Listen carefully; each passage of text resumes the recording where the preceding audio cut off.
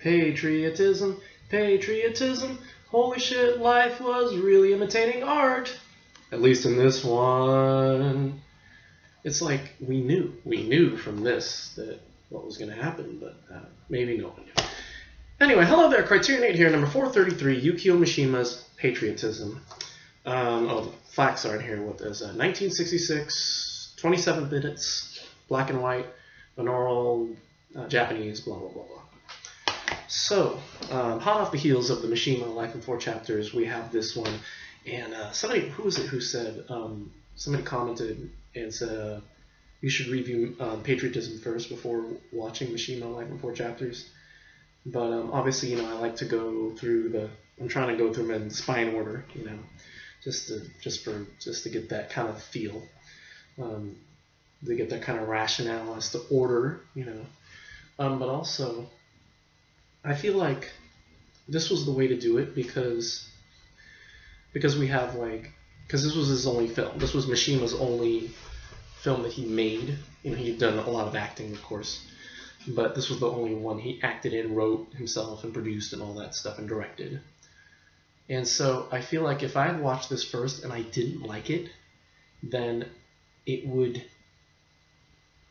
kind of sour my opinion at wanting to know more about him. You know what I mean? Like, if I didn't like the movie, I'd be like, well, I'd have probably checked out through most of Mishima because I'm like, oh, this guy made a really stupid movie. I don't care about it, Now that I feel like knowing his life beforehand, and knowing how important this idea of seppuku was to him, it makes more sense, and it packs a more powerful punch, knowing who Mishima was, So I'm glad I did it in order. I'm glad I watched the bio first and found out about him before watching this movie, because it makes a lot more sense. Although is it even a movie? It's more of like it's 27 minutes long. It's a really short film, so it was a breeze to get through. And basically, yeah, because it's short, I don't have much to say. It's basically just a story about this lieutenant, Shinji Takayama, I think. Takayama. And he lives with his wife, Reiko. And he participated in the, the Niniroku incident of 1936. And he's a lieutenant, and he's ordered to kill some of his fellow soldiers, and rather than do that, he decides to commit suicide, harakiri, because he doesn't want to go about doing that. He'd much rather kill himself than kill his fellow men. So he goes home and tells his wife what's happened, and she agrees to kill herself as well shortly after him. And so they make love one last time, and the next morning, or later that evening, he commits suicide, and after a bit of a while, she ends up killing herself as well. And that's the film. That's really basically all there is. A lot of what comes from, a lot of the the powerfulness comes from just the way it's filmed, the way the blood appears, the special effects. I think seeing the blood. And the pig entrails, I guess they use pig entrails for this when you see his entrails coming out. But yeah, just seeing they usually use, I guess, 2 colors, it was white and black, and the blood was black, and so you don't really see too much black until you see until they show the white background, and there's a lot of interesting shots, like when she's when the lieutenant kills himself. We see blood splurting on his wife's dress as she's kneeling before him, crying. She's crying and watching him, without any emotion. And you see little blood drops on her dress, and that really sent me. That was a trip and a half. And so yeah, it was shot. It was definitely an interestingly shot film, and it really strengthens my opinion on Mishima. I think I really want to read some of his work now, because anybody who can live that kind of life is definitely one worth checking out. You know, I'd love to check out some more of, read more of his life, some biographies. Of course, his work. Read some of them like Kyoto's House or Kyoto's Place and Runaway Horses and all those. The ones we saw in Mishima bio. But for this, Patriotism, his own film. Again, considering his own suicide by seppuku in 1970, 4 years after this movie was made, I think it's kind of spooky. And the story goes that apparently after his death, his wife ordered all prints, existing prints of the movie, to be destroyed.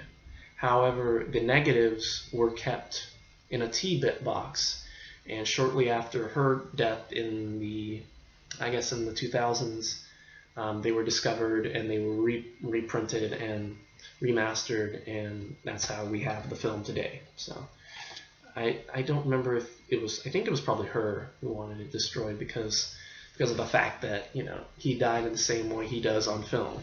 And I can understand that. That's a little hard to think about. So she wouldn't want that film in her life anymore. And it was possible that, I sadly don't remember that whether or not he wanted them destroyed. I think it was her. It was more of her who wanted them destroyed.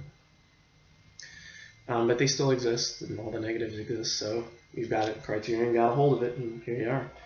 And that was probably why they got Mishima, because they didn't want to just issue this on its own, because on its own it doesn't make as much sense.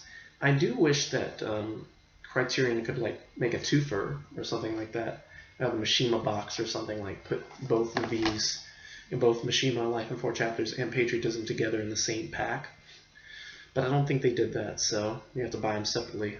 Because I would seriously consider it if they were sold together. Although I may end up buying them again after, separately, because it's a trippy story. So I'm liking this guy. This guy Mishima is really, really smart. I don't know about his death, but yeah, I thought it was an interesting story. So an interesting movie. I guess was translated in different languages, and but there's no dialogue. The only dialogue comes from intertitles that we get between the chapters. It's every 5 minutes is a different chapter or something. And I guess Mishima wrote out the titles himself in different languages. I think Japanese, English, German, French. On this we have both the Japanese and the English versions, but I guess French and German ones exist, or maybe they're lost. But they mentioned it in one of the special features that that Mishima wrote out all the intertitles himself, on these scrolls that they filmed. And so I thought that was a really interesting touch. Yeah, that's all I've got to say about this. We'll leave it at that. Patriotism. I highly recommend this, but I would personally watch Mishima first. Unless you know something about Mishima's life, if you've read his books and you've read Patriotism, that's the thing. Patriotism it's based on a short story that he wrote, and it's included in the Criterion Collection edition. However, the copy I got from this library doesn't have the booklet in it, so they didn't even print the box because of the way it's printed. I guess because of the thickness of the book, it's packaged in a interesting package where the slipcase, this is actually the inside cover of the slipcase. The original cover is just Mishima before kneeling down with the sword in front of him before he loosens his shirt and starts to, plunge the knife in like here, So I was wondering about why the cover was different, and I looked at the packaging and realized what had happened. So again, Patriotism, I might get this. This was a very, very interesting project by a very, very interesting man. I recommend it. Check this out. Supplements. There's a little bit of supplements. There's a 49-minute documentary called, I forget the name of it, but it's about making Patriotism, and it was made in 2005, I think, around the time of the remastering of Patriotism. And it features a bunch of the film crew who worked on Patriotism, and like all the things they did, and they were just talking about they hadn't seen it in over almost 40 years, you know, and so they decided to. Sorry, that thing was bugging me. Anyway, mosquitoes. Anyway, so yeah, you get 49 minutes of them talking about their memories and working with Mishima and all different kinds of stories like that. So it's really fascinating for that. It's almost right there on par with like the It Is Wonderful to Create series that you get with all the Kurosawa movies. There's also 2 film excerpts from a 1966 interview that Mishima did, where he talks about World War II and the bomb, and another section on death. And there's also a 49-minute interview that he did at a conference. I forget where it was, but it's him just basically talking in English to and answering questions about his writing.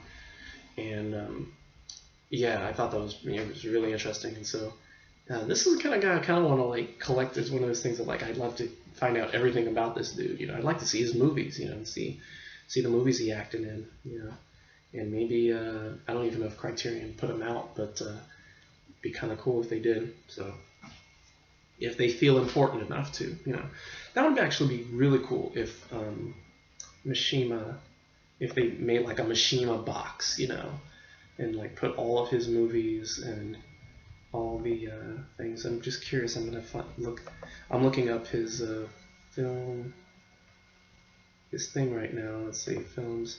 Oh, so he only directed he only made, it was in 6 movies, including Patriotism, The Right of Love and Death, which I should have mentioned is the subtitle of the movie. I guess one called Afraid to Die. They could put Afraid to Die out. Or Black Lizard, or Tenshu. And then 2 movies there were 2 movies that were unreleased, that have been unreleased in the States. But yeah, so anyway, possibilities. Thinking about it, Criterion, if you're watching this, which you're not, otherwise you'd have shut this channel down a long time ago. Get on it. For now, Patriotism, cool stuff. Way to go, Mishima. So that's it for today, or tonight, or whatever time it is. Tomorrow, well, you know, actually not tomorrow. Saturday, probably Saturday. We got a bit more credit. We can get back on the grind with Place Tunris, Lino Ventura and Jean-Paul Belmondo. Oh boy, more breathless crap. We got that. That's coming on Saturday, and then Sunday we'll get to. Sunday we should be able to get to The Furies, Anthony Mann's The Furies, and then Monday, I'm hoping. Monday we will get to the one after that, which is, oh gosh, I can't show you the cover. It's Before the Rain, you know, so I like to show you the cover here, but they put these tags on them all over the thing. But yeah, so we'll get to that one, and then Vampire is on its way, and then Brand Upon the Brain is on its way. As far as traffic is concerned, you know I got the hookup, so there's that. So anyway, and yeah, from there on we'll find out what's going on. So that's all I got. So anyway, that's it for me. Thank you for watching. Don't try suicide. I realize that